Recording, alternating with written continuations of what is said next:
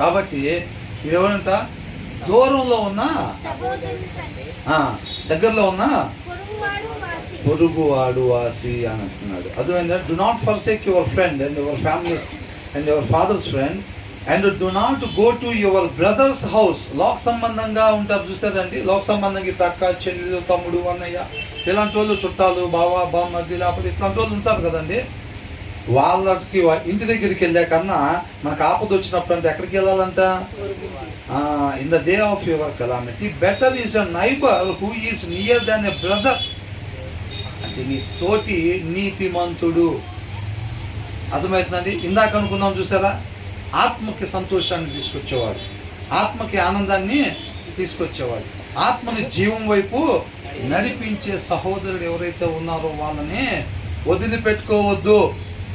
ఒకవేళ మీ చుట్టాలు 10 ఇళ్ళ అవతలు ఉంటే గనక, మీ ఇంటి పక్కన మీకు చుట్టం కాకపోయినా ఒక నిజమైన ఆత్మీయుడు ఉంటే గనక, నీకు ఇబ్బంది వచ్చినప్పుడు, నీకు సమస్య వచ్చినప్పుడు ఏంటంట, నీకు చుట్టాలయ్యా వాడి దగ్గరికి నువ్వు వెళ్ళేదానికన్నా ఒక ఆత్మీయుడు ఎవరైతే నిజంగా ఆత్మీయుడు ఉంటారో, నిజమైన విశ్వాసం ఉంటారో వాళ్ళ దగ్గరికి వెళ్ళటము నువ్వు మంచిది, నువ్వు వెళ్ళాల్సింది అక్కడికి అని అంటున్నాడు. అర్థమవుతుందండి. ఎందుకని ఆయన దగ్గర ఏముంటుంది? Better is a neighbour who is near than a brother who is far away. దేనికి ఫార్ అవే?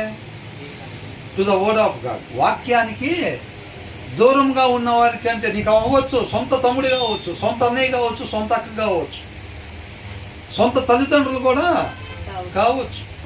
అర్థమవుతుందండి. వాళ్ళందరికన్నా మిన్న ఎవరంట? నీతిమంతుడు, నిజమైన విశ్వాసి, నిజమైన ఆత్మీయుడు. ఆయన ఎవరిలో నాటబడి ఉంటాడు? వాక్యమై ఉన్న దేవునిలో, వాక్యమై ఉన్న దేవునిలో నాటబడి ఉంటాడు. ఆయన గుణ లక్షణాలు ఉంటాయి. అర్థమవుతుందండి.